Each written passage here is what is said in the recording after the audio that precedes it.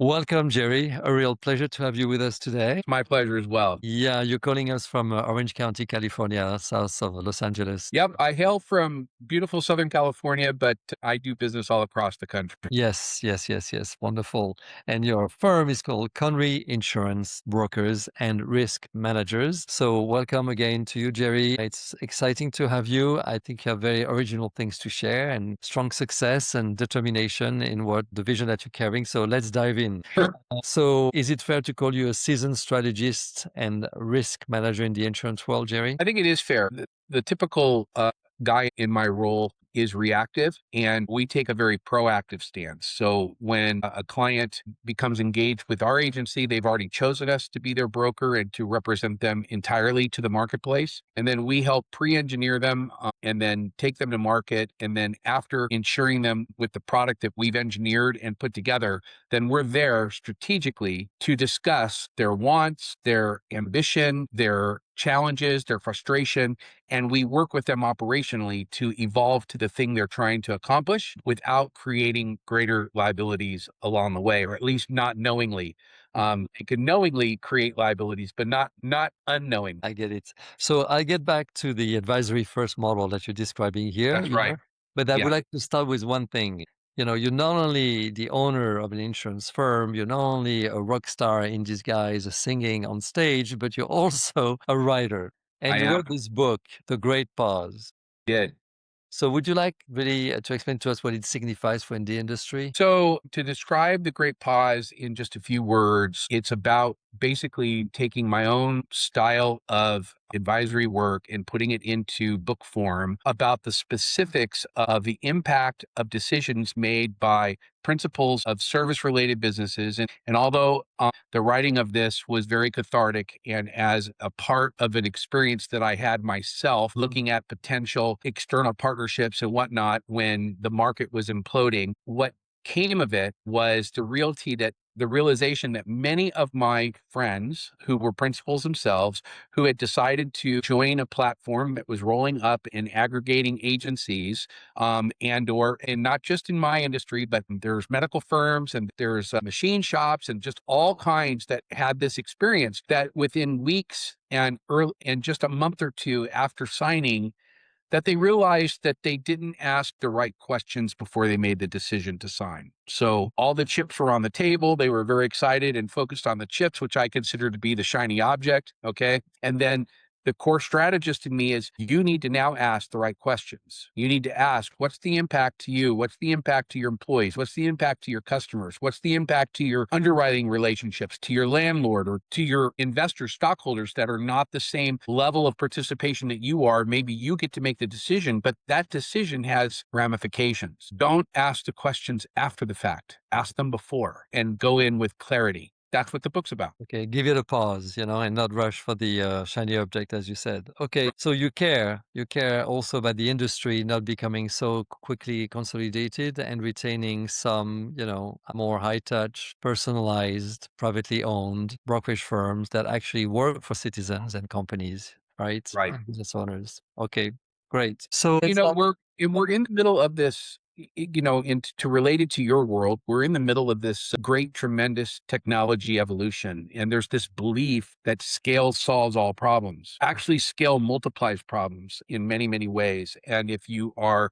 thinking wrong, if you're not asking the right questions, if you're not exposing the very thing you're trying to chase and then asking, well, what alternatives are there? You're not probably making a good decision. And then with the idea that these large language processes are going to replace human beings. Well, that question, okay, needs to be answered in a very different way. And it's its own version of scale, right? It's scale through process. And so when you look at all that's going on in the industry and all the folks that are coming again with new shiny objects to shake in front of the eyes of principals who are looking to get their technology stack proper, the thing that everyone needs to remember is that technology cannot increase capability. Only people can, and only people can exercise judgment. And so I'm all about developing tools to help people, not Yeah. tools to replace people. And so that's kind of where I'm coming from. And I hope that that's going to be something meaningful to put on the table for us to chat about, because I'm Yeah. as excited about hearing your side of that as I am having, advocating the position I'm in. Yeah, yeah, yeah, sure. It's the age of AI, but that's also the age of discernment, that we need to. Oh, I love that. Can I steal that and pretend like I said it first? That you said it in ways that I actually talk. And so I appreciate that, but I've never said those words. And yet I feel it to the core. Yeah. Okay. Thank you. So I'm glad. Okay, we have good resonance here. So, let's dive into your unique business model. You really turn the table with your client in a way, of course, that in the end favors the game for all, but you bring that with strength and poise. So let's highlight the assets, the strengths, and suddenly uncover the areas where efficiency or scale might be a challenge. So my question for you is, your agency operates on a distinctive advisory first model where you don't even quote business. Clients are referred, they choose you. And then can you walk us through what that advisory approach actually truly means in practice for your clients and your team? Yes. So the first question is fit. The first question is, are we a good fit? Is the client a good fit? And maybe it's the reality of being in my 39th year and that I'm not at a place where I'm desperate for the next policy to be sold so that I can earn some commission to pay some bills. And I am very considerate of others that are in a different space in their career and that don't feel like they have that flexibility. But let me tell you, they should go in with the mindset that they do. They should always be asking alignment questions with clients before engaging them. But once we feel like we have an ideal client, and for us, ideal is size, history, industry, and that they actually have something that we believe we can help improve upon.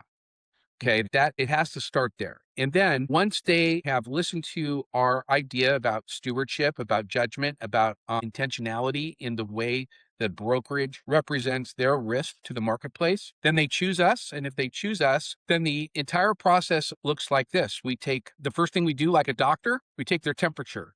So we're going to look at 3 years worth of claims history, 3 years worth of policy history, and 3 years worth of financial data. We're then going to map all that information out. When we map it out, utilizing tools from AI to help us analyze, okay, it helps when the right questions are asked. It helps identify core issues. For instance, I had a regional multi 40 store Hispanic marketplace as a client, and they came to us wondering what they could do about curbing their work comp claims and how can we help solve this problem. Mm. Well, when we got all the data from them, which was a lot because they're a billion-dollar company, we received there were like 900 slips and falls over 40 locations over a 3-year period. And we started to look at the data and look at the history and look at the claim itself and realize that what we had were slips and falls and that they were centered in the produce departments, that like 80% of the claims came out of produce. And so I went and visited 5 stores and I looked at each one's produce department. They all looked exactly the same as typically a chain would, right? Oh, So they had those little mats and they had people walking on mats. Well, the ladies, when they're walking in heels, the type of mats they had little waffle shaped holes and they would stick their heel in and then they end up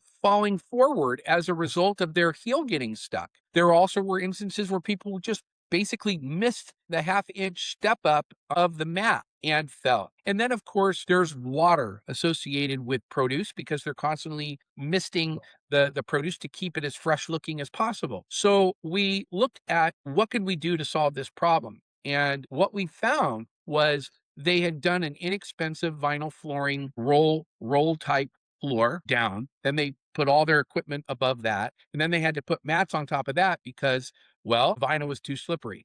yeah. Okay. So they put the mats where they were having slips and falls. Well, it wasn't solving the problem. So we researched, we found an Armstrong tile product that was perfect. It had the right friction and we tested it at one location. And that location was the one that had the most slips and falls the prior year, which were 13. Okay. And they went and had a 2-year period with one or fewer. There was one claim over a 2-year period.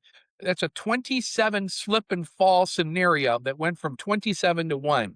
We calculated the ROI on the $70,000 investment. It paid for itself in 19 months. They did it at 40 stores. Wow. Okay. Wow. That is the kind of thing that we do. And today they are a submod because the work comp claims were coming from the same place, the slips and falls. They kept looking at them as separate issues. And when we put all the claims data in front of us, realized that we had a core issue and it was impacting two different policies, the general liability and the workers' comp. And the biggest broker in the country was their broker at the time. And with all their abilities, did not see the core issue.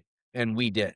Now, we were not hired to be their broker. We were hired to be their risk manager. And so I got to tell that biggest broker what to do. But nonetheless, because the family gave us an opportunity to come in and help them, we were able to show them what pre-engineering looks like. Okay. And in the end, because of the size of the account and the complexity of the risk, the biggest broker in the land had access to markets that I did not have direct access to and felt that it was better for them to keep that relationship. And so we were just paid on a consultative basis, but this opened our eyes On the to possibility. what it should look like. And Yeah. so now we focus on finding ideal clients in certain verticals in which we have producers that are absolute experts in those industries. Okay.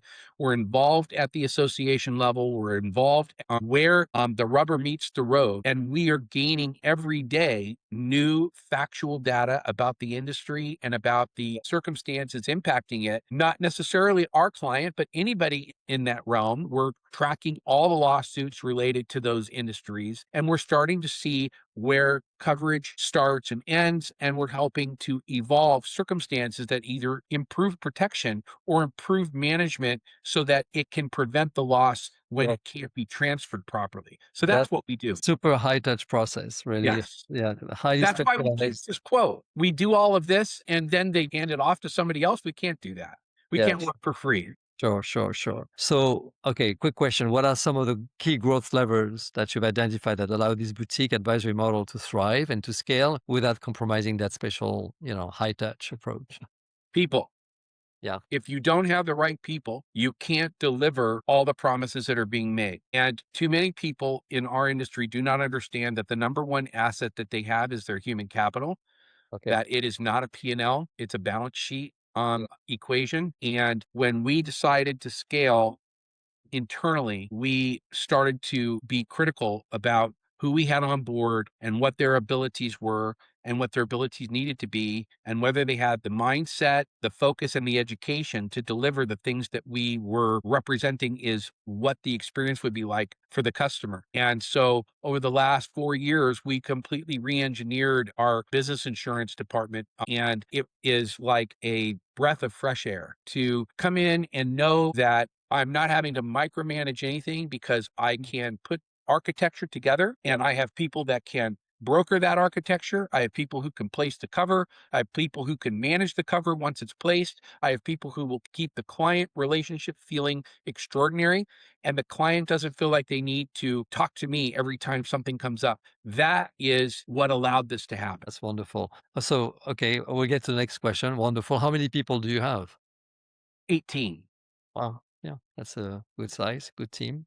All right. 13 are here in my office and Yeah. 5 are Live. remote. They're virtual assistants. Basically, if you're a senior account manager, you Yeah. get your own personal assistant. Yeah, yeah, wonderful. Okay, very organized for a rock star. Okay, so conversely, what are some of the operational complexities and bottlenecks that arise when delivering such a bespoke, judgment-intensive service, and especially as you aim for the next level growth, where your independence sits as one of your key priorities, remaining independent. So what are the complexities and the bottlenecks? Because, So we're 100% referral based business. Now we will probably evolve and start to turn the marketing on again if we can figure out a way to only talk to the ideal prospects. yeah, But at the moment, over 90% of our new business strategy comes through the referral of a key center of influence or a policyholder. Okay. And so the policyholders understand because they're starting to see and feel the difference, the change, the process. And the centers of influence, well, they understand because we are mutual centers, meaning I turn to them for legal advice, I turn to them for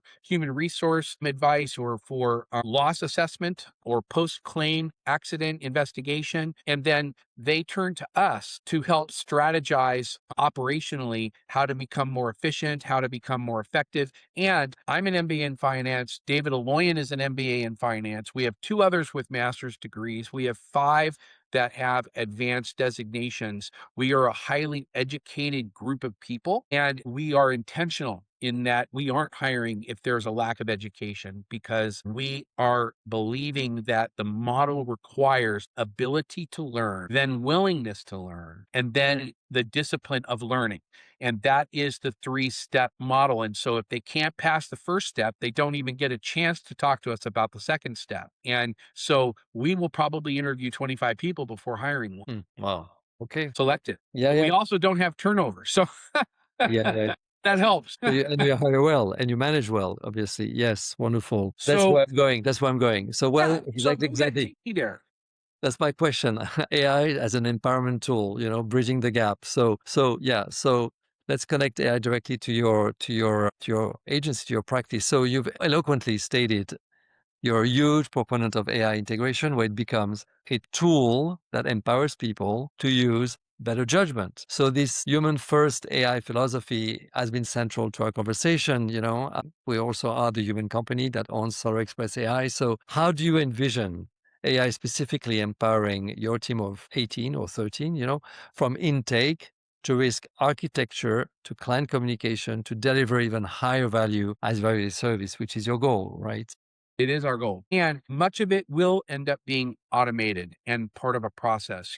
Like for instance, we really believe in stewardship. We believe that it's important for the client to have a regular check in once a year in which we are looking backwards, not forwards, and we're letting the data speak for the success of the engagement and the continuation of the engagement. Like, this is our report card, and this is a chance for the client and the agency to figure out if the losses could have been prevented, was all the ideas that could have helped prevent them brought forward. And so it's sort of like how doctors will do post rounds and get together and talk about what they saw. We have a similar process in our own organization as a way of improving our own ability. But look, more data does not mean better data. It requires better data, right? It requires better analytics. So it's not just a matter of analyzing, but asking the right questions of the data and not relying on data improperly. Then software to help run that process, okay? And to do routines for us. And if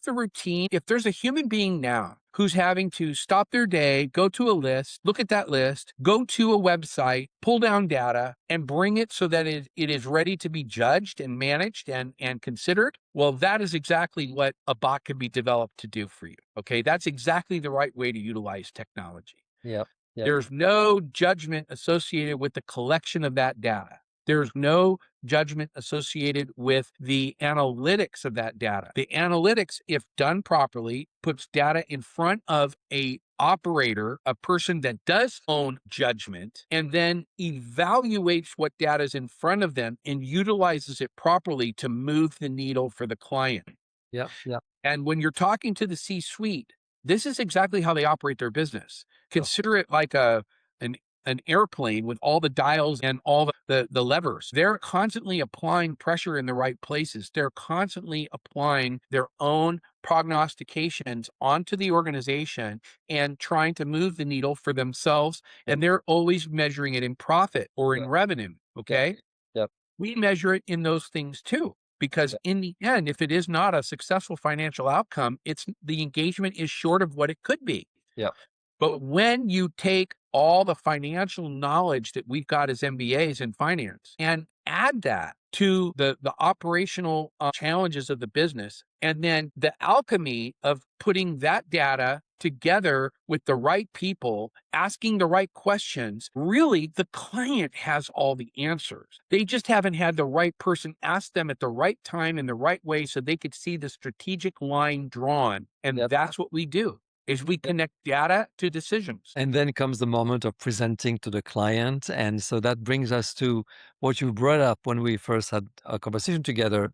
in preparation of this podcast. So you mentioned that you were actually transitioning your website from transactional to advisory. So how could AI support that transformation? I'm sure that's part of it, perhaps in content creation or client education, or even in identifying advisory opportunities within client data, or without losing that, of course, crucial human dimension. So So I have like my personal executive assistant is ChatGPT.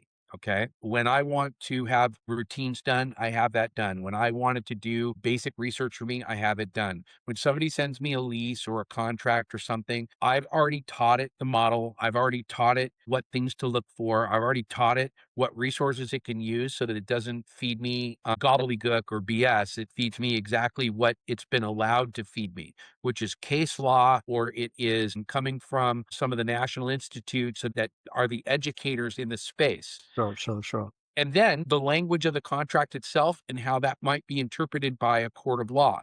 Those are the things that matter. And then the very questions will be my questions. I don't necessarily read the whole document. I then query AI, the very kinds of questions a customer should be doing themselves. Okay. I ask the questions, it gives me the answers, but it also has been taught it has to cite every answer. So I go to the citations every time. I never assume that they're right. They often misread, they often don't understand something, and they will make conclusions that I don't want it to. But it learns every time from me where it should be giving advice to me and when it should just be answering a question. And it's doing less advice giving these days and more just direct answering because it's learning from me instead of the other way around. Someday I see a little bot of a little caricature of Jerry being there to be the essence of a question that a staff member could ask. And maybe it will help initially give an answer before it even asks me directly. And why do that? Because I'm not instantly available. My schedule is completely full. And so when I finally get around to answering something, by that time, folks have already moved on and I lost that opportunity for it to be an educational moment. So where do I see AI employed? These are the ways I see AI employed in my organization to do routine processes, to do routine information gathering, to do routine communications to clients on timing, to create service tickets, to remind service staff, look, human beings are better reacting than proacting. They just are. So if I could take a proactive process and create a bot that creates it in a way that the client feels it being proactive, but the account manager is just relying on their to-do list when they walk in on Wednesday, that is exactly what I envision down the road. Wonderful. So then, I think you've kind of given one part of the answer to the question that I'm going to ask you. We have a couple more minutes here. Sure. What would be, if I were giving you a magic wand, what is it that you would like want to see happen overnight? Something that you always pushed it on the back burner because, time is of essence, that would actually significantly advance your agency towards its next level of growth using AI. So I'm going to indict the industry right now. Okay. As an industry, we've become very good at distributing authority and very poor at distributing accountability. And so, how do I want to use AI and how do I see AI being properly used? Insurance agency is a human judgment petri dish.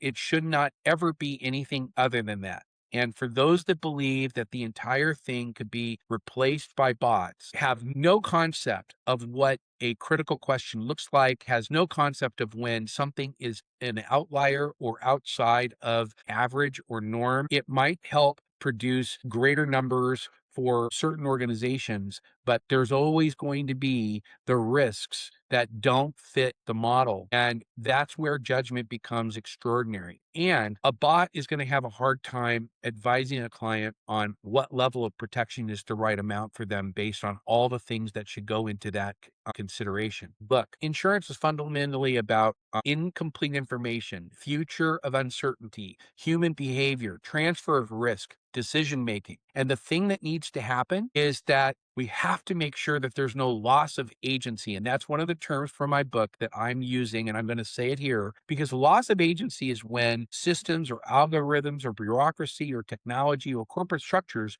get in the way of us becoming a good distribution authority that has accountability. Wonderful.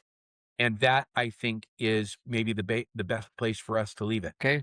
Yes, I agree. Absolutely. Well, thank you, Jerry. I know you're a philanthropist also, that you finance a university that's dear to you in Orange County, where you come from, to support entrepreneurship. And I think entrepreneurship with, good judgment or discernment can go a long way in the age of AI for sure. So, Well, whenever that book gets published and it comes out, all the proceeds will end up going to the charities that we support. The most recent one was a gift to California State University Fullerton, my alma mater, where I've been a resident entrepreneur for years, helping the entrepreneurship program provide consultative services to small business. In exchange, the small business has the opportunity for future Bachelor of Science folks in entrepreneurship and future master's students in entrepreneurship to look at their problem and bring new perspective, new solutions to the table by asking questions they're not thinking to ask because they're inside their box and they're not looking at it from the outside in. And when my wife, Vicky, and I decided to be very intentional about our estate, we decided to give 30% of the value of the estate to the university. And in exchange for that, they named the center. It's now the Conrey Center for Entrepreneurship. So get out there and buy the great pause when the opportunity arises and know that it's going to go and support scholarships for students. It's going to go to the development of future leaders. And I really believe that you build the right leadership teams, you put the right values in place, you give them the opportunity to think the right way. And it's amazing what it does for all of humanity, all of humanity. And it's so I believe that education is the key to our humanity growing and being better, and being better stewards of this earth and better stewards of our opportunity. And we need to quit making half-assed decisions and quick. This is what will be the straightest line for the moment without thinking about the impact of the future.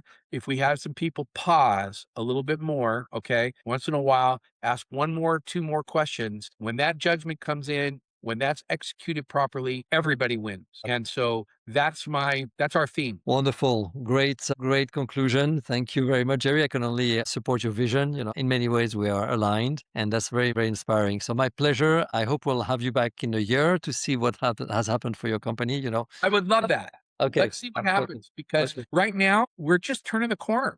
I mean, when you don't even have your website yet representing where you're going. And by the way, I believe that the designer took all of my feedback that I put into a good memo because ChatGPT knows me. And I asked it to go and look at sites that I had great admiration for, and then to help me understand why I had such admiration for it, because sometimes I really couldn't put my words together. It helped me do that. I gave good direction, and it's amazing what the little tiny site that they sent to me actually looks like. And I feel like we're 80% there, and it was their first swipe at it. So AI can help in so many ways as long as you don't believe that it can replace human judgment. Indeed. Thank you, Thank you so Francis. Have a much. great day. Appreciate it. Thank you. Thank You're you. very welcome.